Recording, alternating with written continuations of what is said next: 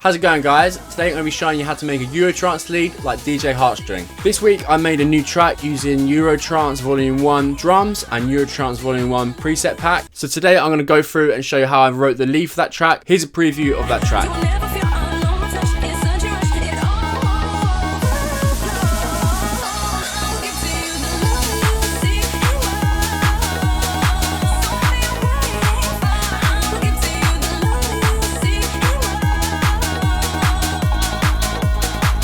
Yeah, so this track has actually just dropped today. That was just the rough mix you heard, but I've got it mixed and mastered and put it onto SoundCloud. So yeah, definitely check that out. The link for that is in the description. The track's also got a free download, so if you want to download it, play it out, then that's up to you. Great, let's show you how I wrote and made the lead.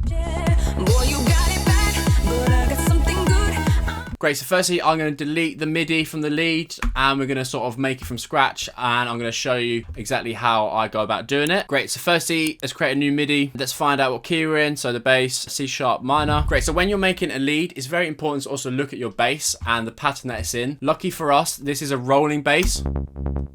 So if we look at the MIDI, it's hitting on every note.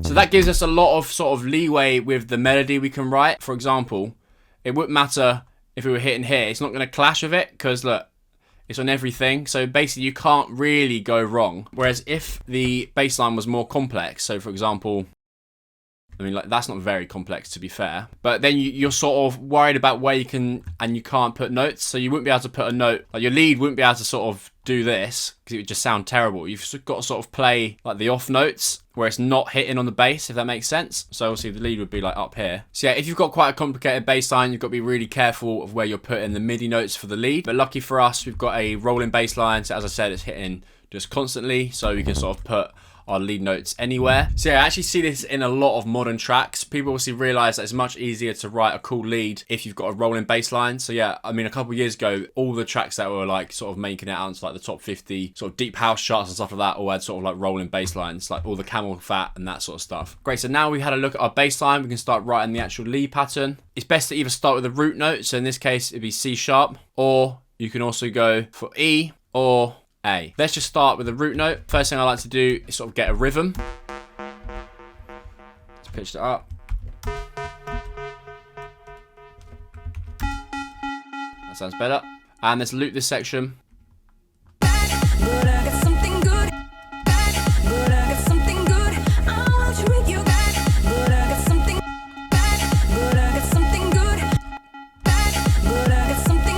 So what I'm trying to do here is create a rhythm that fits with both the vocal and the bass line. So there's a little bit too much lag on that one. I feel like it's jumping too much.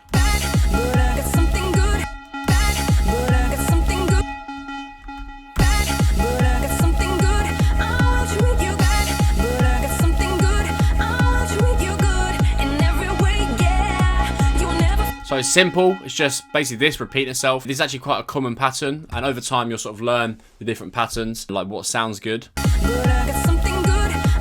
yeah, once you've got the rhythm, now we can start playing with the different notes. I mean, that sounds alright.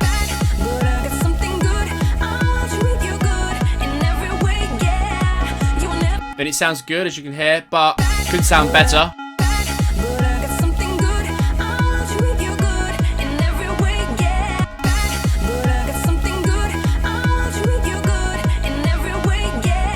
It's also important that you don't copy the bass line because you don't want the exact same notes. So I think actually that's what we're falling short with here. Yeah, we're going C and E, so we're copying the bass line. I think actually, yeah, exactly. I think maybe that's why my brain's gone for that pattern. Instead of going up, like the bass line goes up, let's go down.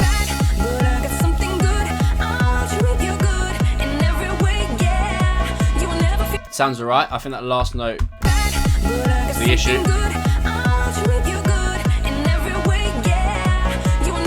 Let's try the A.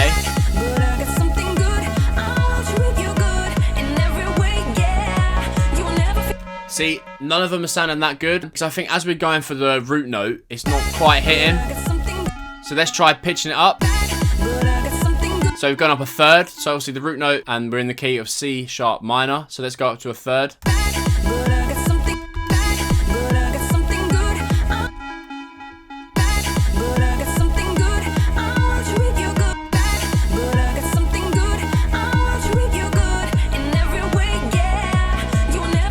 So I think that all sounds good, but this A.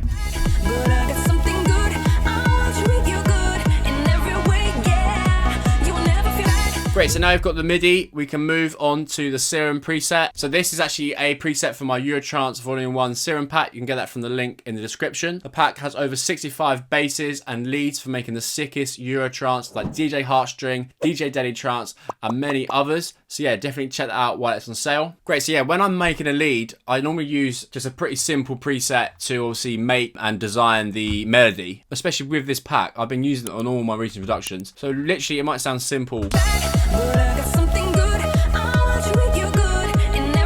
Let me take these effects off. I find this one is a really good one to write the lead with. I just go through. Like in this case, this is the one I use. So if we just, and all I did was take off a little bit of the FM noise. I thought it was a little bit too much.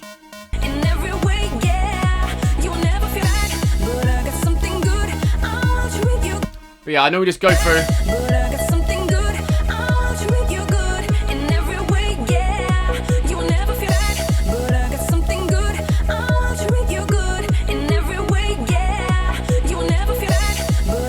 Like this one's cool.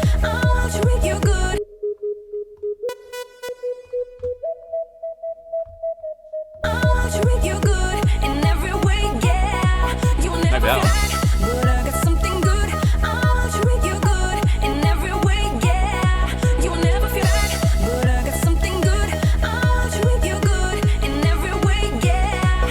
But yeah, you just got to keep listening it through and you sort of pick the one that sounds best to your ears. I'm just going to go obviously with what I had originally, but look, there's so many more as well we could listen to. Just for the sake of the time in the video, let's just go with the one I had originally. I think it was this one.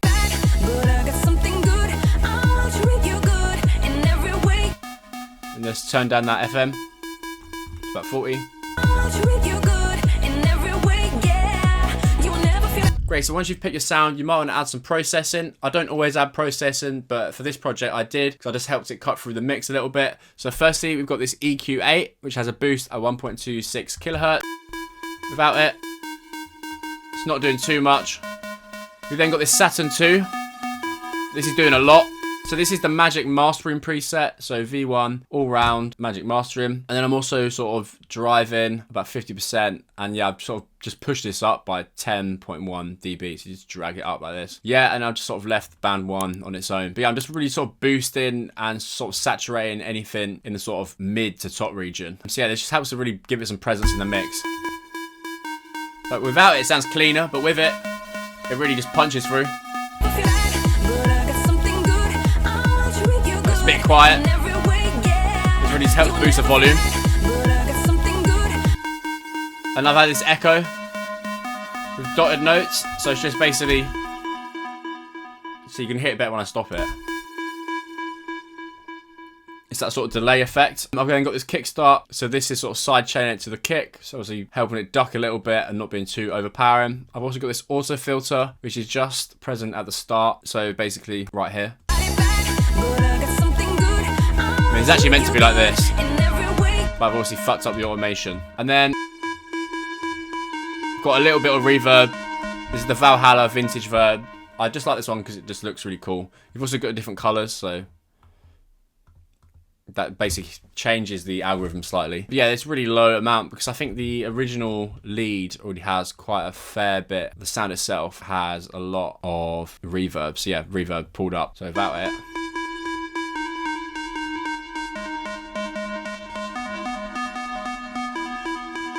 So yeah, quite a lot of reverb, very heavy in the reverb to be fair, but it's just sort of a square wave. It sort of needs something to dampen it a little bit and give it some character. Great, and the final thing to do would be to go to your drums, then go to like the shaker, extract the groove, then go over to your MIDI groove, and then add the groove. This way it's going to have the same rhythm as the drums. It's not going to clash. Great guys, I hope you found this somewhat useful. I'm just trying to be transparent exactly how I sort of make a lead for a track, and maybe yeah, you've learned something from this video and how it helps. I always like go through the presets basically here to see what one sounds best. Great guys, thank you very much. Comment down below if you found this video useful or if you didn't, and yeah, cheers.